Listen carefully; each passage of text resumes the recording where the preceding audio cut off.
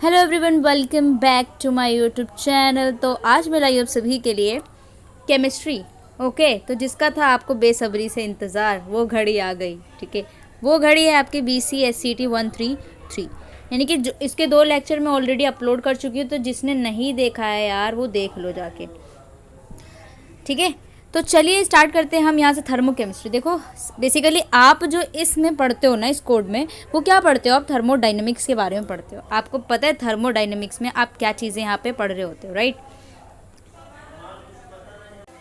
तो बेसिकली आपको यहाँ पढ़ना है, देखो थर्मोडाइनमिक्स के अंदर ही आपकी थर्मोकेमिस्ट्री आती है। तो जिसने क्लास 11th में पढ़ा हो थर्मोडाइनमिक्स, ठीक है, थर्मोडाइनमिक्स जिसने पढ़ा हो, इससे पहले जो 2 लेक्चर्स मैंने आपको सारी चीज़ वहाँ बताई थी, सिस्टम क्या है, सराउंडिंग क्या है, ठीक है, इंसुलेशन सिस्टम सराउंडिंग सारी चीज़ें डिस्कस कर दी है मैंने। हीट ट्रांसफ़र, ठीक है, इंथैल्पी, ठीक है, एंट्रोपी, सारी चीज़ डिस्कस कर चुके हैं हम। जिसने नहीं देखी प्लीज़ देख लो, ताकि आपको सारी चीज़ें समझ में आ जाए, ताकि आप जब नेक्स्ट चैप्टर करो तो उसके अकॉर्डिंग आप सारी चीज़ें यहाँ पे कर दो। इंथैल्पी क्या होती है, सारी चीज़ें, एनर्जी क्या होती है, हीट क्या होता है, वर्क क्या होती है, स्पॉन्टेनियस रिएक्शन में कब होता है, हीट पॉजिटिव कब होता है, वर्क पॉजिटिव नेगेटिव कब होता है, ठीक है, सिस्टम सराउंडिंग यूनिवर्स। तो सिस्टम बेसिकली मैं आपको बता देती हूँ कि सिस्टम आपका वो होता है जिस चीज़ पे आप वर्क कर रहे होते हो, यानी कि जिस पर्टिकुलर चीज़ पे आप क्या कर रहे होते हो, स्टडी कर रहे होते हो, दैट इज़ सिस्टम। बाकी रेस्ट एरिया जो होता है वो होता है आपका सराउंडिंग, और इन दोनों को मिलाकर आपका बन जाता है यूनिवर्स। ओके, तो स्टार्ट कर लेते हैं, चलिए आ जाइए। तो होपफुली आप जो है, आपको ना मेरी सारी चीज़ें समझ में आ रही होगी। अगर मैं स्पीड अप कर रही हूँ, ठीक है, लेक्चर में अगर आपको लग रहा है कि मैं तेज़ पढ़ा रही हूँ, तो उसके अकॉर्डिंग भी आप मुझे बता सकते हैं, ठीक है, मुझे बुरा नहीं लगेगा। तो देखिए स्टार्ट कर लेते हैं हम थर्मोकेमिस्ट्री में। सबसे पहले आपको पढ़ना होता है बेसिकली वो ये चीज़ें जो मैं हर बार बताती हूँ, वो फिर से बता रही हूँ। इंट्रोडक्शन आपको करना होता है सबसे पहले, उसके बाद आप देखोगे एनर्जी चेंज केमिकल रिएक्शन के अंदर। बेसिकली थर्मोकेमिस्ट्री, इससे पहले बता दूँ तो थर्मोकेमिस्ट्री आपका होता क्या? थर्मोकेमिस्ट्री आपका फिजिकल केमिस्ट्री का एक ब्रांच होती है। आपको पता है फिजिकल केमिस्ट्री में आपके न्यूमेरिकल बेस सारे आते हैं। अब केमिस्ट्री में आपने फिजिकल केमिस्ट्री, ऑर्गेनिक और इनऑर्गेनिक के बारे में सुना होगा। तो ये जो है आपका थर्मोडाइनमिक वाला जो ये पार्ट है आपका फिजिकल केमिस्ट्री में आता है, और बेसिकली थर्मोकेमिस्ट्री भी आपकी उसी पार्ट का हिस्सा है। तो आपके फिजिकल केमिस्ट्री का ब्रांच है ये थर्मोकेमिस्ट्री, जिसके अंदर आप हीट का ट्रांसफ़र कर रहे हो। यानी एक केमिकल सिस्टम में आप हीट का ट्रांसफ़र कर रहे हो, किसके बीच में? सिस्टम एंड सराउंडिंग के बीच में। उसके अंदर आपका जब कैसे हो सकता है हीट ट्रांसफ़र? जब आपका फेज़ चेंज हो रहा। फेज़ मतलब सॉलिड से लिक्विड, वहाँ पे आप क्या कर रहे हो? हीट का ट्रांसफ़र हो रहा है, ठीक है, सॉलिड से लिक्विड हो गया, गैस हो गया। इस तरीके से आप केमिकल रिएक्शन करा रहे होते हो। उस टाइम पे जो आपका हीट का ट्रांसफ़र होता है, ठीक है, ड्यूरिंग फेज चेंज, वो आपका थर्मोकेमिस्ट्री होता है। I hope you understand the concept of thermodynamics, sorry thermochemistry. तो आपको पता है कि अगर आपका डेल्टा एच, ये क्या है? आपके चेंज इन इंथैल्पी। ये मैं क्या बता रही हूँ, यानी कि कोई केमिकल रिएक्शन कर रहे हो आप, रिएक्टेंट से क्या करा रहे हो? प्रोडक्ट बना रहे हो, ठीक है, क्या कर रहे हो? रिएक्टेंट से प्रोडक्ट बना रहे हो। तो यहाँ पे हीट चेंज होगा, वो कैसे होगा? आपका जो चेंज इन इंथैल्पी आएगी वो आपके प्रोडक्ट की एंथैल्पी माइनस रिएक्टेंट की एंथैल्पी होगी, ठीक है। इस तरीके से बेसिकली होता है।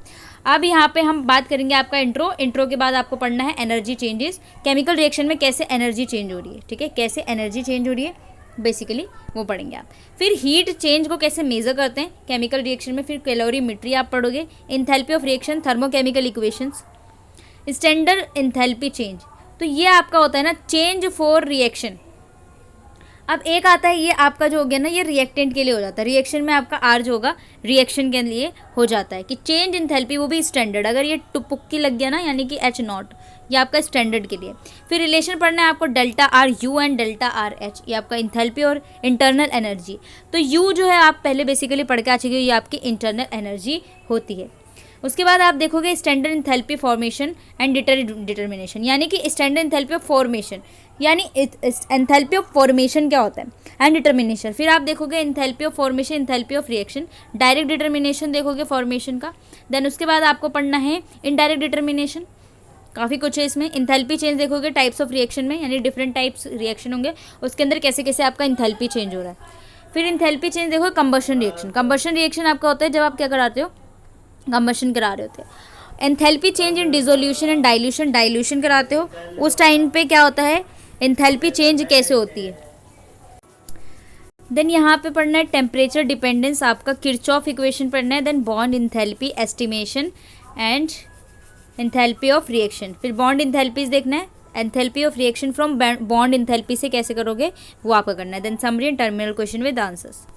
सबसे पहले बेसिकली आपको यहाँ पे पढ़ना है जो इंट्रोडक्शन पढ़ना है। तो आपको मैं zeroth law and first law of thermodynamics और उसके application, first law of thermodynamics in gaseous system, सारी चीज़ें वहाँ पे डिस्कस हम करके आ चुके हैं। तो यहाँ पे आपको हीट का ट्रांसफर पढ़ोगे आप केमिकल रिएक्शन के अंदर। यहाँ पे सबसे पहले आपको डिफाइन करना है, फिर एनर्जी चेंज कैसे होती है केमिकल रिएक्शन में, वो पढ़ोगे आप थर्मोकेमिस्ट्री में। उसके बाद डिस्क्राइब करना है method for experimentation determination, energy change कैसे हो रही है केमिकल रिएक्शन में जब आप कांस्टेंट वॉल्यूम कर देते हो या फिर कांस्टेंट प्रेशर की कंडीशन में कर देते हो।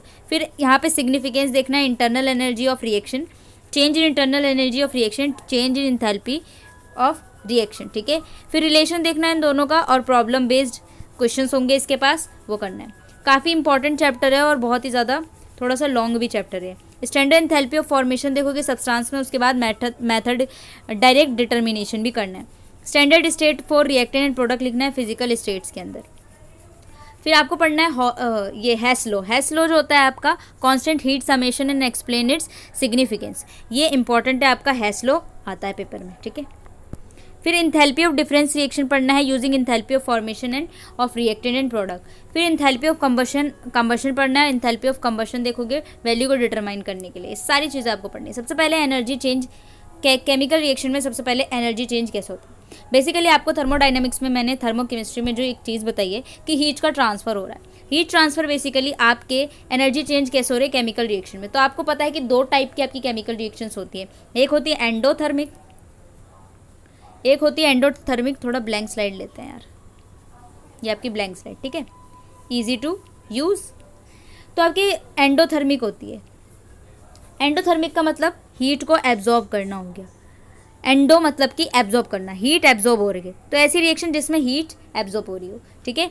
तो इसमें आपको जैसे कि बेसिकली यहाँ पे मैं आपका एक ग्राफ की तरह शो करके दिखा देती हूँ किस तरीके से होता है। यहाँ पे स्टेट ऑफ रिएक्शन होती है और यहाँ पे आपका इंथैल्पी होती है। तो इंथैल्पी जो होती है ना आपकी बेसिकली वो हीट ही होगी। तो इंथैल्पी को एच से डिनोट करते हैं ना, तो वो आपकी हीट ही होगी बेसिकली। तो यहाँ पे जो आता है आपका इस तरीके से ग्राफ बनता है, एंडोथर्मिक का बता रही हूँ मैं, एंडोथर्मिक का। तो ये प्रोडक्ट है आपका, यहाँ पे रिएक्टेंट। अब देखो प्रोडक्ट यहाँ पे क्या है, इसका लेवल ज़्यादा है एज कम्पेयर टू, यहाँ पे हीट एब्जॉर्ब हो रही है। तो हीट एब्जॉर्ब जो कर रहे हैं, तो हम बेसिकली इस तरीके से लिख सकते हैं कि आर जो अगर रिएक्टेंट से आप प्रोडक्ट बना रहे हो तो हीट क्या हो रही है, यूज़ हो रही है, यानी एब्जॉर्ब हो रही है। तो रिएक्टेंट के पास एब्जॉर्ब होगी तो यहाँ पे हीट आ जाएगा, फिर आपका क्या बनेगा प्रोडक्ट। तो प्रोडक्ट ज़्यादा है, हीट कम, तो यहाँ पे चेंज इन इंटरनल एनर्जी जो आएगी आपकी वो पॉजिटिव आएगी, सॉरी चेंज इन इंथैल्पी। तो आपका बेसिकली एंडोथर्मिक रिएक्शन में जो इंथैल्पी होती है, चेंज इन इंथैल्पी, वो पॉजिटिव होती है। दूसरी तरफ आपका एक्सोथर्मिक, एक्सो मतलब कि हीट जो है वो रिलीज़ हो रही है। हीट क्या हो रही है, रिलीज़ हो रही है। कैसे रिलीज़ हो रही है, आपके रिएक्टेंट से आप क्या बनाते हो, जैसे कि बेसिकली आप रिएक्टेंट से प्रोडक्ट बना रहे हो, जब हीट रिलीज़ होगी तो प्रोडक्ट की साइड से होगी, ठीक है। इस तरीके से आप लिखोगे और इसमें आपका जो डेल्टा एच जो होगा, चेंज इन इंथैल्पी, वो आपकी नेगेटिव आती है। किसमें, क्योंकि यहाँ पे हीट रिलीज़ हो रहा है। और यहाँ पे कैसे ग्राफ बनेगा आपका वो भी मैं बता देती हूँ। यहाँ पे प्रोडक्ट का कम बनेगा और रिएक्टेंट का ज़्यादा, तो ये रिएक्टेंट ज़्यादा, प्रोडक्ट कम हो जाएगा, ठीक है। इस तरीके से आपकी एक्सोथर्मिक एंड एंडोथर्मिक रिएक्शंस होती हैं दो टाइप की, जहाँ पे थर्मोकेमिस्ट्री में आप यूज़ कर रहे हो। तो देखो basically if the change in energy system appears as heat in the surrounding, यानी कि आपको एक्सोथर्मिक्स आएगा। अब हीट जो होगी वो सराउंडिंग में चली गई सिस्टम से। एग्जांपल के लिए हम क्विक लाइम लेंगे, वाटर रूम टेम्परेचर पर उसको केमिकल रिएक्शन में रख देंगे, तो रिएक्शन मिक्सचर में हॉट हो जाएगा क्योंकि हीट जो है वो रिलीज़ हो गई है, इस तरीके से। और एंडोथर्मिक रिएक्शन ऐसी होती है जहाँ पे हीट को हम क्या कर रहे हैं, एब्जॉर्ब कर रहे हैं, ठीक है बेसिकली। और हीट चेंज जो होगा आपका इसमें क्या होता है, पॉजिटिव होता है, किसमें, एंडोथर्मिक में। और जो चेंज ऑफ हीट जो होता है, हीट चेंज आपका इंथैल्पी बोलते हैं जिसे, वो नेगेटिव होता है एक्सोथर्मिक में। अब हम देखेंगे हीट चेंज को कैसे आप मेज़र कर रहे हो यूजिंग कैलोरीमेट्री। आपने लैब में देखा होगा कैलोरीमेट्री, जिसने नहीं देखा है वो जब आप प्रैक्टिकल करोगे फर्स्ट ईयर के अपने, तो उसमें आपको देख लोगे, ठीक है। हीट चेंज जो होता है आपका केमिकल रिएक्शन में, वो मेज़र करते हैं चेंज इन टेम्परेचर, यानी कि सराउंडिंग में टेम्परेचर कैसे कैसे चेंज हो रहा है उसको मेज़र करने के लिए आपका हीट चेंज जो है इस तरीके से आप चेंज करते हो। तो टेम्परेचर चेंज होता है आपका हीट कैपेसिटी के साथ जो सराउंडिंग में है, अमाउंट ऑफ हीट प्रोवाइड करते हो आप रिएक्शन के अंदर, ठीक है, वो चेंज होता है। तो उसके अकॉर्डिंग आप कितना हीट चेंज हो रहा है उस तरीके से देख लोगे।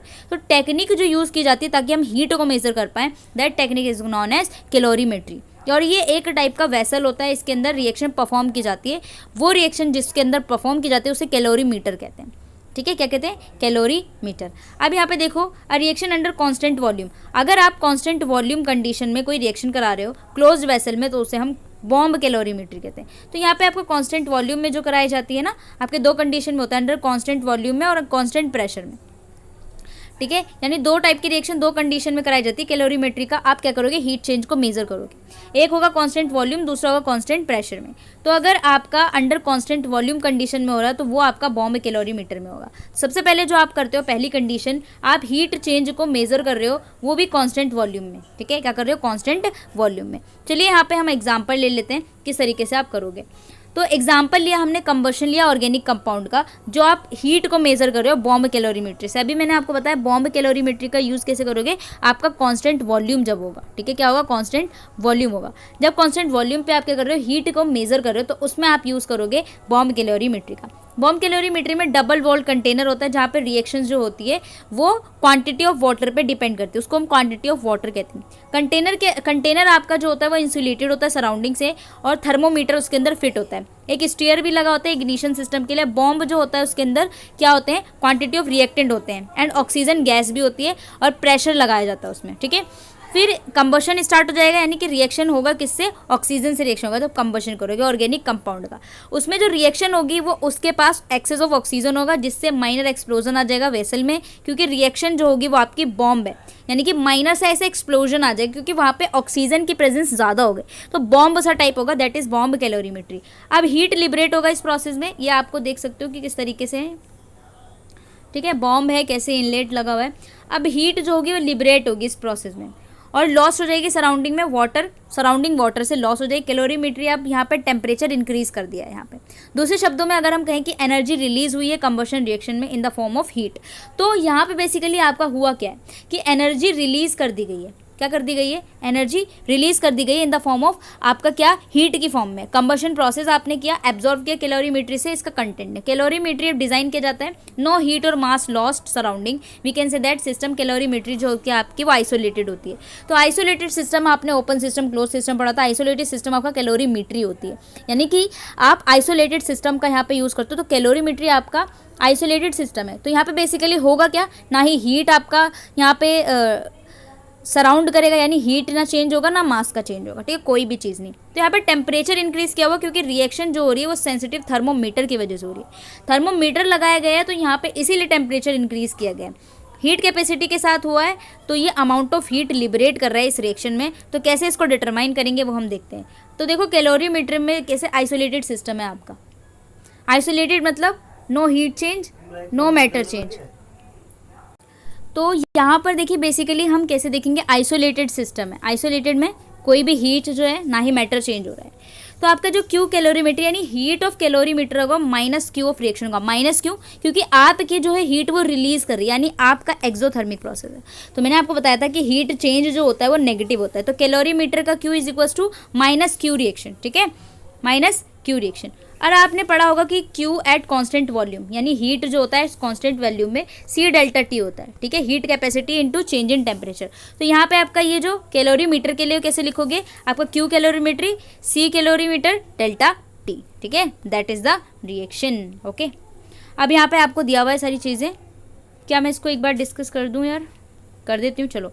कंबशन दिया हुआ है आपका, कंबशन रिएक्शन हो रहा है आपका 0.479 gram of graphite, excess of oxygen हुई बॉम्ब कैलोरीमीटर में, यानी कि आपका सेम जो अभी पढ़ा के आए हो ना बॉम्ब कैलोरीमीटर में एक्सेस हो, यानी कि कांस्टेंट वॉल्यूम पे काम कर रहा है। टेम्परेचर है आपका वो ये चेंज हुआ है 298.09 केल्विन से लेकर के आपका इतना है। एक्सपेरिमेंट में जो है वो आपका सेम है, एक्सपेरिमेंट में सिमिलर कंडीशन है बिल्कुल। कंबशन जो हुआ है आपका सेम यहाँ पे देख सकते हो, और हीट जो हुई है यहाँ पे हीट देखो, टेम्परेचर जो इंक्रीज हुआ है आपका इतना, तो हीट चेंज आपको निकालना है। तो इक्वेशन में आपका जो है Q reaction minus Q calorimetry is C delta T. अभी मैंने आपको बताया था सी डेल्टा टी होता है।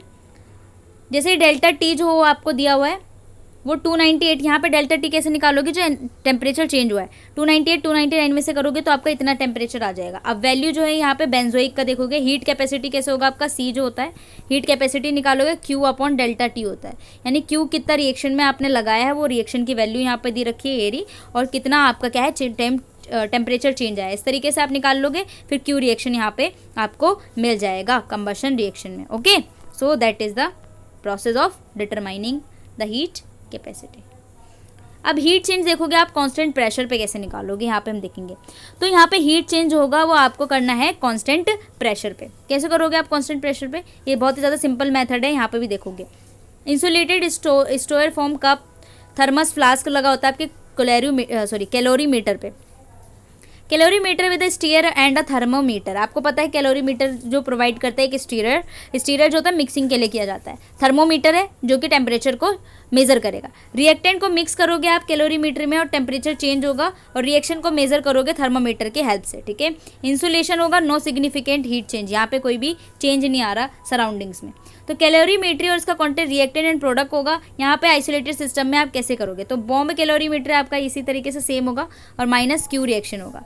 यहाँ पे एग्जांपल लोगे न्यूट्रलाइजेशन रिएक्शन का between sodium hydroxide and hydrochloric acid में, ताकि आप डिटरमाइन करो heat change under constant pressure पे। तो कैसे यहाँ पे हम डिटरमाइन करेंगे, ये आपका लिया हुआ है, दो रिएक्टेंट लिए हुए, कंसंट्रेशन और मिक्स कर दिया हमने थर्मोमीटर में, इस तरीके। एनर्जी रिलीज हुई, इसमें भी एनर्जी रिलीज होती है, वार्म अप हुआ कंटेंट मिक्सचर एंड कैलोरीमीटर का। Mass and temperature heat capacity जो होंगे, हीट कैपेसिटी कैलोरीमीटर डिटरमाइन करने के लिए एनर्जी यहाँ पे रिलीज की हुई है। तो यहाँ पे भी एनर्जी रिलीज की है, इसीलिए यहाँ पे भी नेगेटिव आपका इंथैल्पी आ जाएगी। ठीक है, नेक्स्ट है आपका इंथैल्पी ऑफ रिएक्शन क्या होता है। What is enthalpy of reaction. Enthalpy basically हम हीट की बात करते हैं। ठीक है, इंथैल्पी जो है वो आपका बेसिकली हीट ही है।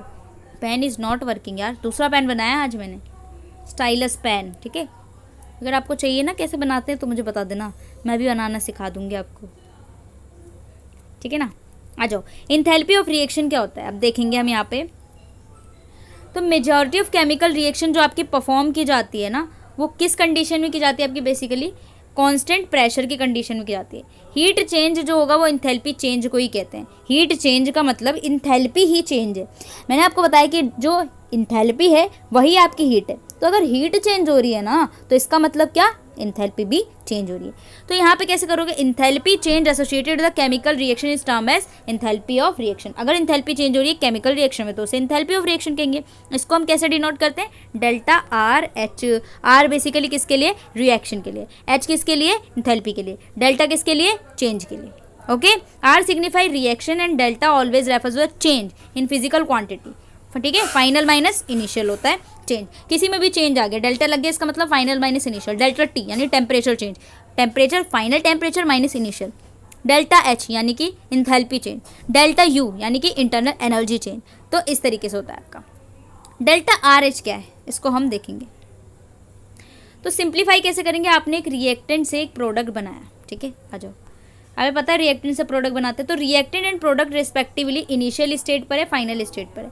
तो अंडरस्टैंडिंग के लिए जो आपका डेल्टा एच होगा वो कैसे होगा, फाइनल माइनस इनिशियल, यानी H product minus H reactant हो जाएगा।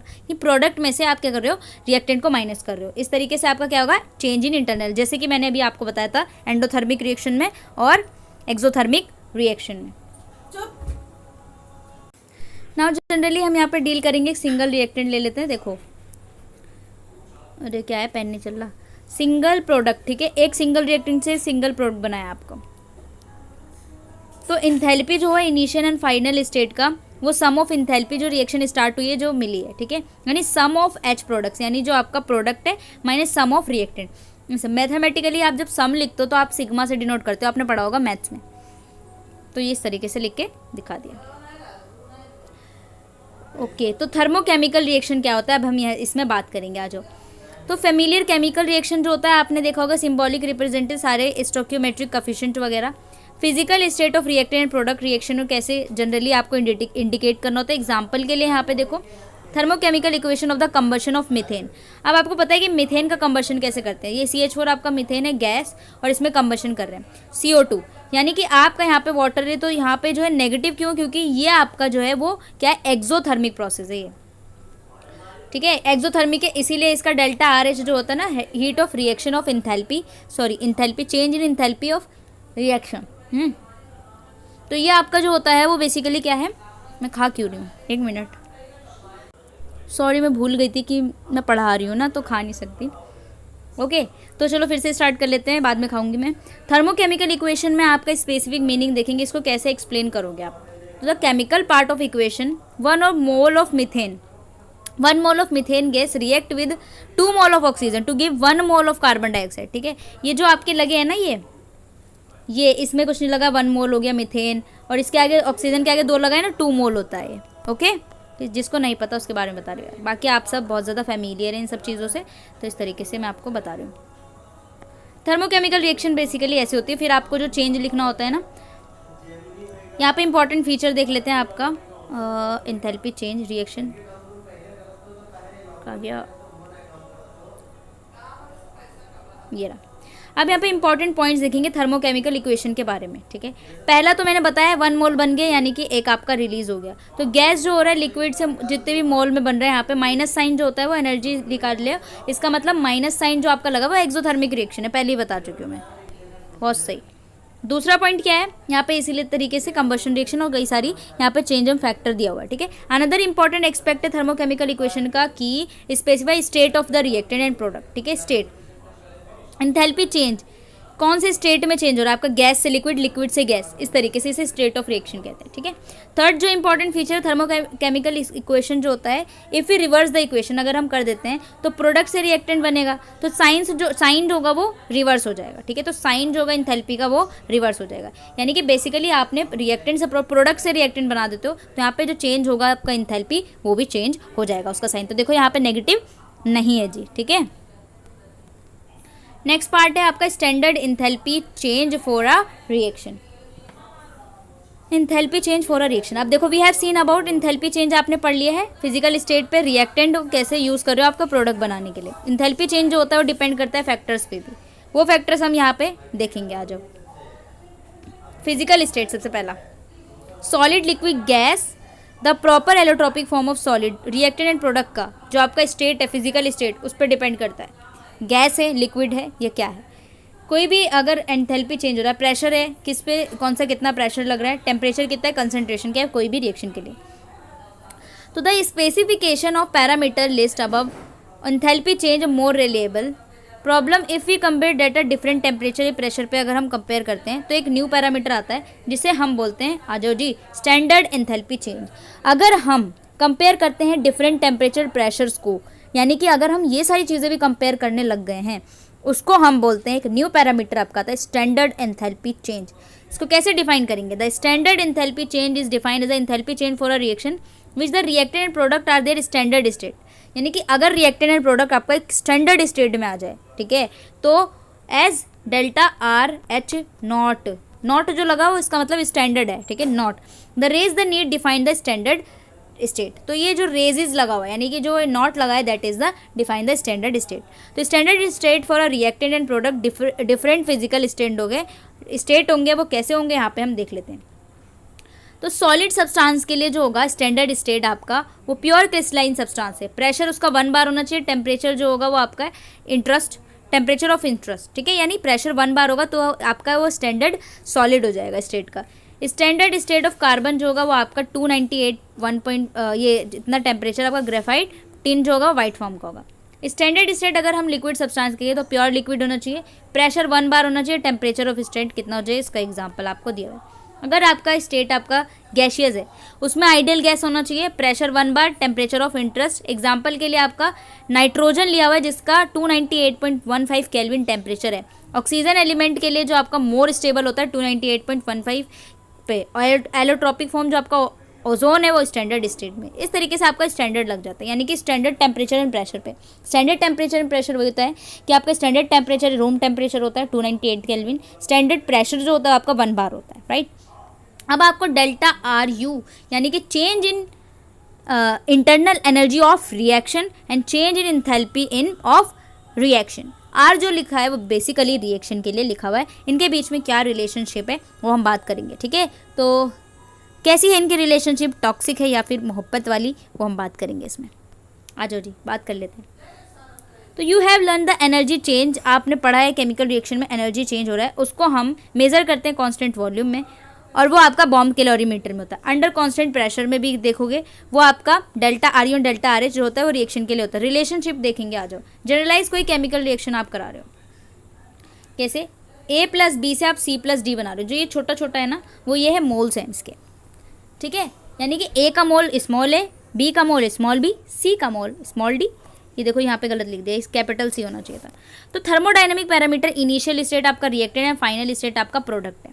ठीक है, इनिशियल स्टेट पे आपका प्रेशर, वॉल्यूम और इंटरनल एनर्जी और एंथैल्पी है। फाइनल स्टेट पे P2 V2 U2 H2। आप सबसे यहाँ पे होंगे क्या, गो थ्रू हुए होंगे। P2, P क्या है प्रेशर, V क्या है वॉल्यूम, U क्या है इंटरनल एनर्जी, H क्या एंथैल्पी। ठीक है, अकॉर्डिंग टू इक्वेशन देखो H1 कैसे लिखोगे, enthalpy U1 plus P1 V1, यानी कि आप जो इंथैल्पी लिख रहे हो 1 के लिए, इनिशियल स्टेट के लिए लिख रहे हो, वो आपका इंटरनल एनर्जी प्लस में P1 V1 यानी कि pressure plus pressure and volume. H2 कैसे लिखोगे आप, U2 प्लस P2 V2। समझ में लग गया। इंथैल्पी चेंज कैसे लिखोगे यार, डेल्टा RH मतलब H2 minus H1 U2 plus P2 V2। अब देखो H2 माइनस H1 करेंगे तो आपका क्या होगा, चेंज इन इंथैल्पी। तो इन दोनों को क्या कर दोगे, माइनस कर दोगे, तो इस तरीके से आ जाएगा। तो U2 माइनस U1, इसको हमने क्या ले लिया यार, कॉमन ले लिया ना, P2 V2 minus P1 V1। तो डेल्टा RH जो होगा आपका U2 माइनस U1 क्या है, चेंज इन इंटरनल एनर्जी। तो ये आपका क्या बन जाएगा, change in internal energy P2 V2 minus P1 V1। तो बेसिकली आपका जो P2 V2 minus P1 V1 है, P जो है वो आपका कांस्टेंट, एक कांस्टेंट प्रेशर में अगर आप कांस्टेंट प्रेशर ले तो P आपका क्या हो जाएगा, P1 और P2 बराबर P के हो जाएंगे, और V1 minus V2 minus V1 क्या हो जाएगा, चेंज इन वॉल्यूम हो जाएगा। तो यहाँ पे जो आपका रिलेशनशिप जो आएगा, बहुत ही प्यारा रिलेशनशिप है यार। तो चलो भाई, इनका रिलेशनशिप यहाँ पे आप डिस्क्राइब हो गया। इस प्यार को क्या नाम दें, इस प्यार को नाम मिल चुका है, ये मिला है आपको, डेल्टा RH यानी enthalpy change is equals to internal energy change plus में P delta V। P delta V आपका वर्क होता है। ओके, दैट इज समझ में लग गया। तो बेसिकली आपको जो ध्यान में रखना है वो ये इक्वेशन ध्यान में रखनी है, इम्पॉर्टेंट, ये इंपॉर्टेंट लिखना चाह रही हूँ मैं। ठीक है, आप मेरी भावनाओं को समझो, राइटिंग पे बन जाना। अब देखो जी, एक चीज़ और है यहाँ पे, इसका मतलब क्या है, सिंस वो solid and liquid delta V and P delta V is negligible होता है, we can conclude for a reaction solid and liquid phases के लिए आप डेल्टा RH को डेल्टा RU के बराबर ले लेते हो। How in order to establish relation of reactions. अब यहाँ पे गैसियस रिएक्टेंट्स एंड प्रोडक्ट्स में कैसे होगा, दो अजम्पशंस आपको दिखाई देंगे। पहले आपने अजम्पशन पढ़ा होगा, जितने भी आपके गैसियस स्पीशीज होंगे उसमें रिएक्टेंट एंड प्रोडक्ट जो होगा वो आइडियली बिहेव करेगा। तो ये ध्यान में रखना है आपको यार कि गैशियस स्पीशीज होगी ना तो रिएक्टेंट प्रोडक्ट आपके आइडियली बिहेव करेंगे। Total number of moles of gaseous reactant and product are N1 and N2 होगा। तो मोल ऑफ गैशियस रिएक्टेंट आपके N1 हो गए, प्रोडक्ट के कितने हो गए, N2 हो गए। तो कैसे लिखेंगे आइडियल गैस इक्वेशन, देखो P1 is equals to N1RT, P2 V2 is equals to N2RT। तो यहाँ पे प्रेशर आपका कांस्टेंट है, फिर से हमने प्रेशर को क्या ले लिया, कांस्टेंट ले लिया। P डेल्टा V हो जाएगा आपका डेल्टा NG/RT। NG जो है वो आपका N2 माइनस N1 है। ठीक है, डेल्टा NG आपका प्रोडक्ट्स में से रिएक्टेंट माइनस करते हैं। तो यहाँ पे एक और फॉर्मूला आपका बन के आता है, delta RH is equals to delta RU plus delta NG/RT। तो यहाँ पे अगर डेल्टा RU इधर करना है तो delta RH minus delta NG/RT इस तरीके से होता है। इसका एक इक्वेशन कर लेते हैं, आपको ज़रा प्यार से समझ में आएगा। ठीक है, एक बार खा लूँ 1 मिनट। काश मेरे को ना लाइट चलाना आ रहा होता है यार, तो अच्छा लगता, तुम लोग मुझे सब चीज़ याद दिला देते। चलो ठीक है, आपको कैलकुलेट करना है डेल्टा RU क्या है आपका, change in internal energy for the chemical reaction. Thermochemical equation दी हुई है आपके 298 केल्विन पे।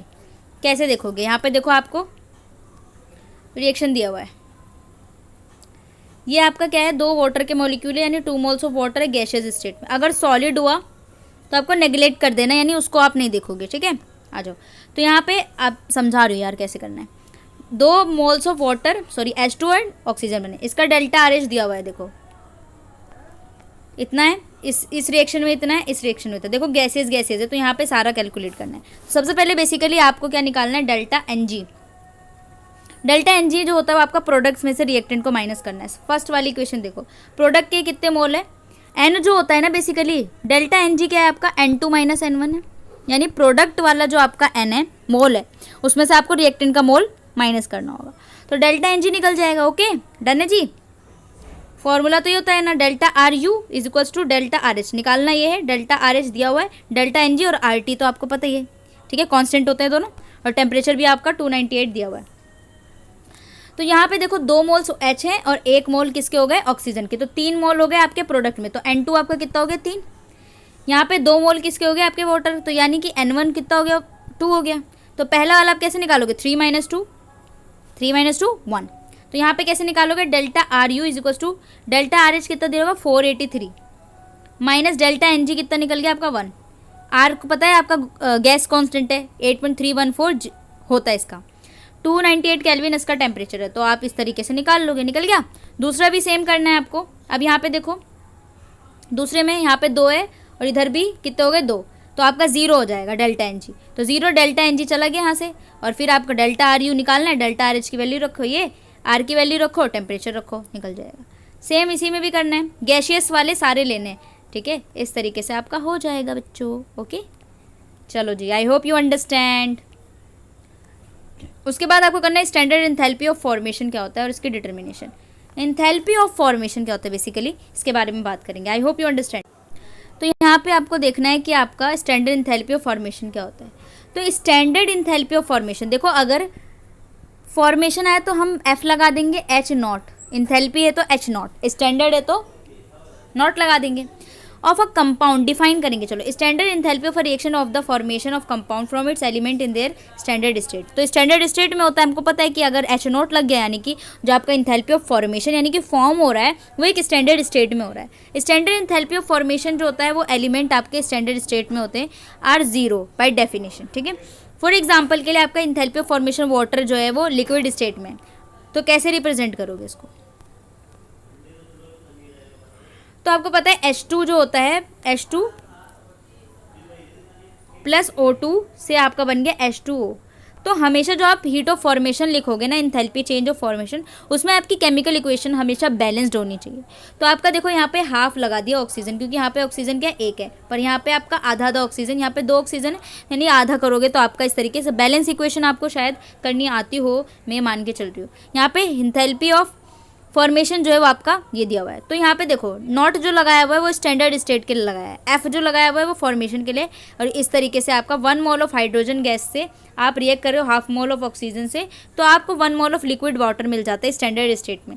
जहाँ पे आपका टेम्परेचर मैंने बताया था, जब कोई भी चीज़ आप स्टैंडर्ड होने की बात कर रहे हो तो आपका टेम्परेचर 298 केल्विन और प्रेशर 1 बार होता है। सिमिलरली कार्बन डाइऑक्साइड के लिए अगर आप लिखते हो तो यहाँ पे देखो C+O2 CO2 बना रहे हो, यहाँ पे हीट ऑफ फॉर्मेशन दे दोगे। स्टैंडर्ड एंथैल्पी कुछ कंपाउंड के लिए स्टैंडर्ड एंथैल्पी यहाँ पे दी हुई है, इस तरीके से आपको लिखना है। अब एंथैल्पी ऑफ फॉर्मेशन आपको लिखना है एंथैल्पी रिएक्शन के लिए, कैसे लिखोगे, आपका इक्वेटर यहाँ पे देखो एंथैल्पी ऑफ फॉर्मेशन क्या होता है, एंथैल्पी ऑफ रिएक्शन एक्सप्रेस करेंगे डिफरेंस एंथैल्पीज में, आपका प्रोडक्ट माइनस रिएक्टेंट, जो उनकी डिफरेंस ऑफ एंथैल्पी आती है that is the formation, enthalpy formation होती है, ठीक है। यानी कि आप अगर ये आपका क्या है कार्बन है, ठीक है, ग्रेफाइट है, ऑक्सीजन से मिलकर CO2 बना रहा है, हीट आपकी एंथैल्पी ऑफ फॉर्मेशन ये होती है। तो कैसे आप रिप्रेजेंट करोगे, डेल्टा आर एच जो होता है वो ना आपका, यानी कि प्रोडक्ट में से आप फॉर्मेशन इज जो फॉर्मेशन ऑफ CO2 है माइनस आप क्या करोगे रिएक्टेंट में से दोनों को माइनस करोगे, तो ये आपका क्या बन जाता है हीट ऑफ फॉर्मेशन, यानी कि चेंज ला रहे हो अगर, तो मैंने आपको बताया चेंज जो होता है प्रोडक्ट में से आपको रिएक्टेंट माइनस हो, प्रोडक्ट आपके कौन से यहाँ पे ऑक्सीजन एंड CO2 है, इसका माइनस आपका ये है C, तो CO2 एंड ऑक्सीजन है, ठीक है। और heat of formation of standard है ग्रेफाइट का, तो enthalpy of formation of the elemental oxygen and carbon are 0 by definition, तो इस तरीके से 0 हो गया इनका, और डेफिनेशन से तो इस तरीके से समेशन हो गया। जैसे कि यहाँ पे आपका एक इक्वेशन है, तो ये वाला एग्जांपल करोगे तो आपको समझ में आएगा कैसे करना है। तो बेसिकली जो आपका थर्मोकेमिस्ट्री थर्मोडायनेमिक्स में होता है न्यूमेरिकल बेस्ड क्वेश्चन आते हैं, आपका ज़्यादा डेफिनेशन से नहीं आता, न्यूमेरिकली बेस्ड आता है। तो न्यूमेरिकल में साथ साथ में इसलिए करा रही हूँ ताकि आपको समझ में आए बेसिकली कि आपका जो इक्वेशन बन रही है या फिर कोई भी टॉपिक है उससे कैसे न्यूमेरिकल आ रहा है। तो जैसे आप कंबशन करा रहे हो मीथेन का, ठीक है, CH4 है आपका 2O2, और इस तरीके से आपने क्या करा दिया कंबशन करा दिया। अब एंथैल्पी लिखोगे combustion in terms of enthalpies of formation of reactant and product. तो एंथैल्पी ऑफ फॉर्मेशन आपको कैसे लिखोगे, आप देखो एंथैल्पी ऑफ फॉर्मेशन इसलिए आपका रिएक्शन में है H0, तो आपके किसके बराबर होगा एंथैल्पी ऑफ फॉर्मेशन के लिए, तो आपका प्रोडक्ट माइनस रिएक्टेंट करोगे, तो प्रोडक्ट आप यहाँ पे क्या है आपका CO2 एंड वाटर है, ठीक है, ये आपका प्रोडक्ट है CO2 एंड वाटर। आप देखो और वाटर जो है मोल्स भी लिखने हैं साथ साथ में। अब देखो formation of CO2 plus 2 moles of formation of water, ठीक है, 2 मोल है, माइनस क्या करोगे आपका फॉर्मेशन ऑफ मीथेन गैस एक ही है, minus 2 mole of oxygen gas, ठीक है, इस तरीके से करोगे। अब टेबल में जो आपको दी हुई है उसमें वैल्यूज़ दी हुई है कि हीट ऑफ फॉर्मेशन कितनी कितनी वैल्यू की है, ये आपको क्वेश्चन में पहले से दिया हुआ होगा, ठीक है, क्योंकि इतना भी इग्नू वो नहीं है कि वो भी आपको वैल्यूज़ याद करने को दे दे। तो आपको वैल्यू दिया हुआ कि इतना हीट ऑफ फॉर्मेशन आपकी वैल्यू इतनी है, बस आपको पता होना चाहिए किस तरीके से आपको निकालना है। इस तरीके से रखोगे आप, मोल्स के साथ रखना है। अगर 2 मोल्स ऑफ ऑक्सीजन है तो 2 मोल्स लगाने हैं, इस तरीके से आपको लगाना है, ठीक है, इस तरीके से आपका हो जाएगा। अब direct determination of enthalpy of formation क्या है, डायरेक्ट डिटर्मिनेशन कैसे मेजर करोगे, वो सारी चीज़ें यहाँ पे आ जाओ। नॉट इनडायरेक्ट और डायरेक्ट, यहाँ पे देखो डायरेक्ट डिटर्मिनेशन में आपकी इंथैल्पी जो होती है ना फॉर्मेशन की, वो पॉसिबल है ओनली दोज कंपाउंड के लिए जो कि रेडिली सिंथेसाइज हो जाते हैं उनके एलिमेंट से। ऐसे केसेस में जो फॉर्मेशन होता है कंपाउंड का उसके एलिमेंट से calorimeter and enthalpy change of reaction से डायरेक्टली मेजर कर लिया जाता है। एग्जांपल के लिए आपका इंथैल्पी फॉर्मेशन कार्बन डाइऑक्साइड का है, रेडिली डिटरमाइन कर रहे हैं इंथैल्पी ऑफ रिएक्शन से कार्बन और ऑक्सीजन से, तो इसके स्टैंडर्ड स्टेट से आप क्या कर रहे हो, इस तरीके से आपका ये डायरेक्ट डिटर्मिनेशन है। तो सिमिलरली इंथैल्पी ऑफ रिएक्शन आप सल्फर एंड फ्लोरीन के लिए उनके स्टैंडर्ड स्टेट से सेम लिख लोगे। यहाँ पर डायरेक्टली आप कर रहे हो तो कुछ नहीं है। इनडायरेक्ट में क्या होता है, डायरेक्टली जैसे मैंने आपको बताया ना वैसे ही same. Indirect method of determination enthalpy of formation जो होता है वो important empirical law of thermochemistry पर डिपेंड करता है। यानी जो इस लॉ है, the state change associated with the given chemical reaction it occur single stage और मैनी स्टेज में कर सकते हैं। इसमें जो होता है law of constant heat summation होता है। नेट इंथैल्पी चेंज जो होती है आपकी वो डिपेंड करती है इनिशियल एंड फाइनल स्टेट में, और कोई भी इंटरमीडिएट स्टेट नहीं बनता इसके अंदर, ठीक है। जैसे कि यहाँ पे आपका क्या हो रहा है, partial oxidation graphite to carbon monoxide, कैसे रिप्रेजेंट करोगे आप, इस तरीके से रिप्रेजेंट करोगे। यहाँ पे हीट ऑफ फॉर्मेशन दिया हुआ है, ऑक्सीडेशन कर रहे हो तो हीट ऑफ फॉर्मेशन दिया हुआ है, ठीक है, बेसिकली इस तरीके से। Enthalpy change in different type of reaction, आप देखो डिफरेंट इंथैल्पी चेंज आप कैसे लिखोगे। देखो इंथैल्पी चेंज जो आप बेसिकली लिख रहे हो ना वैसे ही होगा। कंबशन रिएक्शन में कैसे होगा, ये सारी चीज़ें देखो। कंबशन अगर आप करा रहे हो, आप कार्बन से क्या करा रहे हो, कार्बन डाइऑक्साइड बना रहे हो कंबशन रिएक्शन में, ठीक है। कंबशन रिएक्शन में देखो क्या हो रहा है, CH&O ये कार्बन डाइऑक्साइड बना रहे हैं गैसेज स्टेट में, वाटर जो है आपका लिक्विड स्टेट में होता है। अगर कंपाउंड आपका नाइट्रोजन है, गैस है, और प्रोडक्ट आपका कंपाउंड है हेलोजन प्रोड्यूस करा एक्वस सॉल्यूशन ऑफ हेलोजन में, सेम आपको लिखना है। यहाँ पे देखो हैस्लो, हैस्लो कहाँ है यार,